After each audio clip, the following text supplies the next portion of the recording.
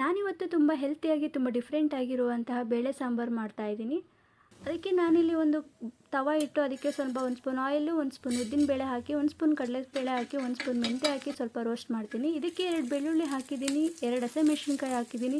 ನಂತರ 2 ದಪ್ಪನಾಗಿ ಹೆಚ್ಚಿರೋ ಈರುಳ್ಳಿ ಹಾಕಿ ಸ್ವಲ್ಪ ರೋಸ್ಟ್ ಮಾಡಿ, ನಂತರ ಇದಕ್ಕೆ ಸ್ವಲ್ಪ 2 ಟೊಮೊಟೊ ಹಾಕಿದ್ದೀನಿ, ಸ್ವಲ್ಪ ಕರಿಬೇವಿನ ಸೊಪ್ಪು ಹಾಕಿದ್ದೀನಿ.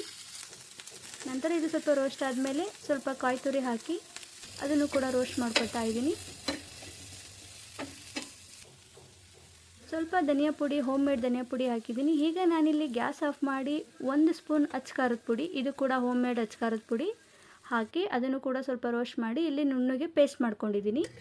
ಇಲ್ಲಿ ಒಂದು ಪಾತ್ರೆ ಇಟ್ಟು ಅದಕ್ಕೆ ಸ್ವಲ್ಪ ಆಯಿಲ್ ಹಾಕಿ, ಸ್ವಲ್ಪ ಸಾಸಿವೆ, ಸ್ವಲ್ಪ ಕರಿಬೇವು, ಸ್ವಲ್ಪ ಈರುಳ್ಳಿ ಹಾಕಿ ಅದನ್ನು ಕೂಡ ರೋಸ್ಟ್ ಮಾಡಿಕೊಂಡು ಒಗ್ಗರಣೆ ಕೊಟ್ಕೊತಾ ಇದ್ದೀನಿ. ನಾನಿಲ್ಲಿ 1 ಲೋಟ ತೊಗರಿಬೇಳೆನ ಬೇಯಿಸಿಟ್ಟಿದ್ದೆ, ಅದನ್ನು ಕೂಡ ಇಲ್ಲಿ ಹಾಕ್ತಾಯಿದ್ದೀನಿ. ಇದಕ್ಕೆ ರುಬ್ಬಿರುವಂತಹ ಖಾರ ಹಾಕಿ ಮಿಕ್ಸ್ ಮಾಡ್ತಾ ಇದ್ದೀನಿ.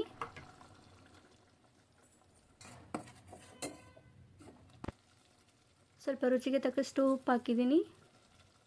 ಸ್ವಲ್ಪ ಮತ್ತೆ ಕಾಯಿ ಹಾಕಿ ಮಿಕ್ಸ್ ಮಾಡಿಕೊಂಡು ಸ್ವಲ್ಪ ಅದನ್ನು ಕೂಡ ಮಿಕ್ಸ್ ಮಾಡ್ತಾ ಇದ್ದೀನಿ.